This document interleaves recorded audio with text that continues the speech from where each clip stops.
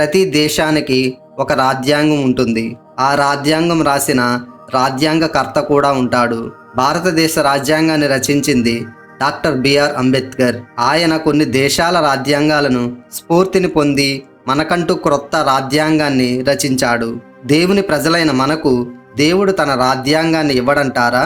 తన ప్రజలు తన అడుగు జాడలలో ఎలా నడవాలో, ఆయన మాటలను, ఆయన ఆజ్ఞలను ఎలా గైకొనాలో చెప్పడంటారా? చెప్పాడు. అదే దేవుని ధర్మశాస్త్రం.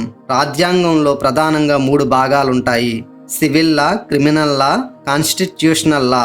దేవుని ధర్మశాస్త్రములు సివిల్ లా నిర్గమాకాండం 20 నుండి 23 అధ్యాయాలు మరియు సంఖ్యాకాండం 5-6 అధ్యాయాలు, 28 నుండి 30 అధ్యాయాలు.